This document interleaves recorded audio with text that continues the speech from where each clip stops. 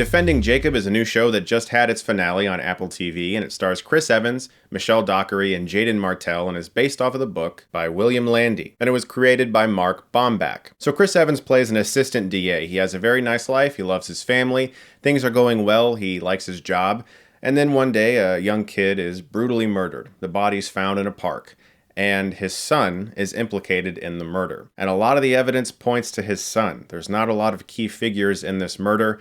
Most everything seems to suggest that his son did it. But his son Jacob is very confident that he's innocent. And what this show explores is what a family that's accused of a crime like this goes through in explicit detail.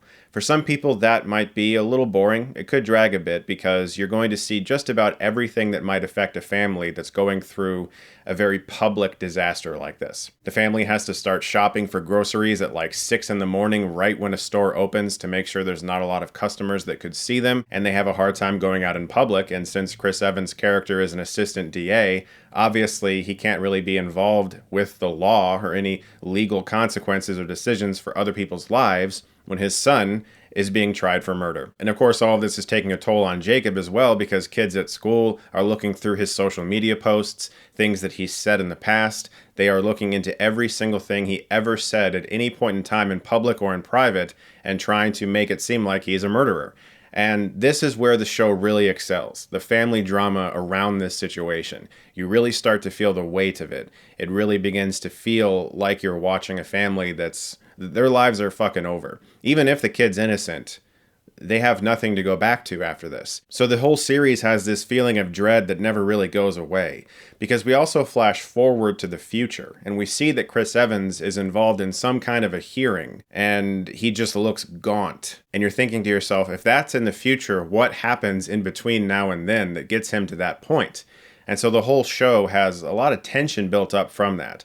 Where the show is weak is the fact that it can stretch things out a bit.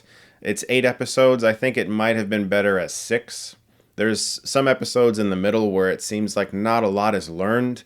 You don't really get a lot of info. And since, except for the first 3 episodes that all dropped at once, the next ones were dropped once a week, you can't really binge it. And so you're sort of like, you're hoping for information and sometimes you're not getting it. And in that way, the show can drag a bit. But the performances are absolutely great. Chris Evans gives one of his best performances, I think. He's really, really good in this show. And Michelle Dockery, I think, might be the best performance in the whole show.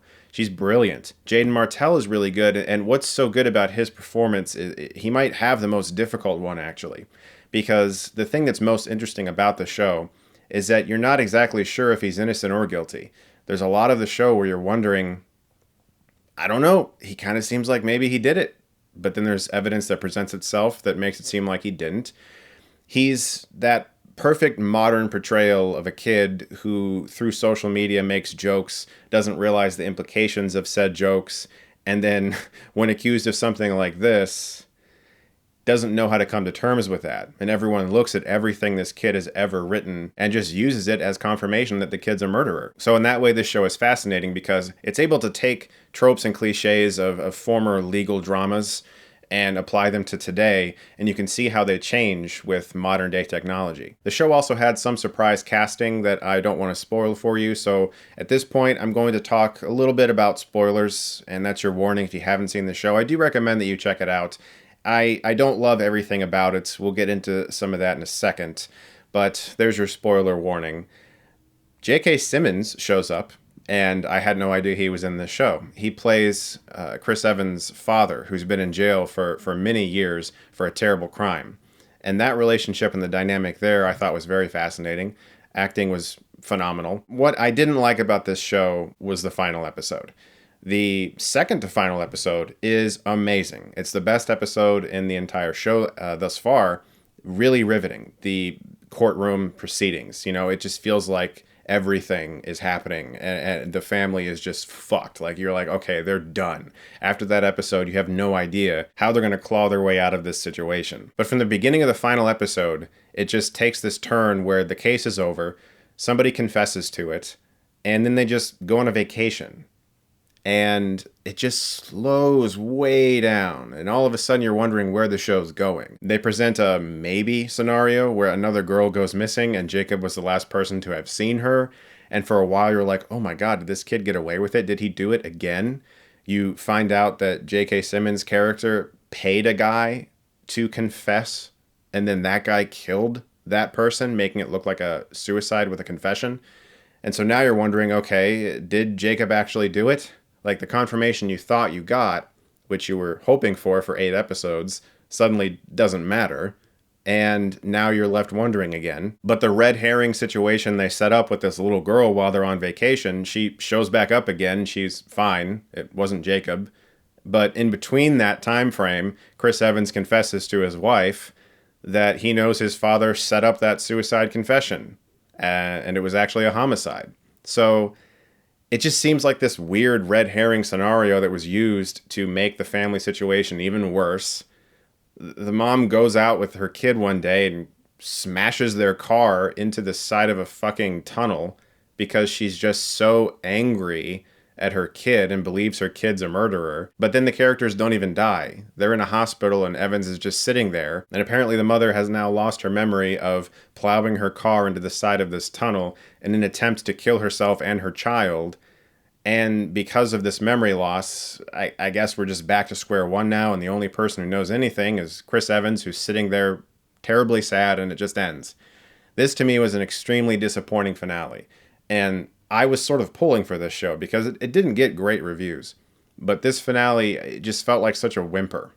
You know, like the entire show, I felt this, did he do it or didn't he do it tension. And for the final episode to just kind of be like, I don't know. I love ambiguity. I really do. I am always pushing for it.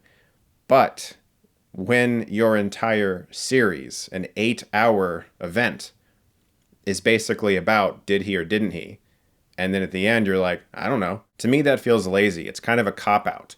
I like that idea. It's just that when your whole show relies on that built-up tension, and then in the end, you don't really have a release for it, that's disappointing. Still, I think Defending Jacob is worth watching, and I'm going to give it a B.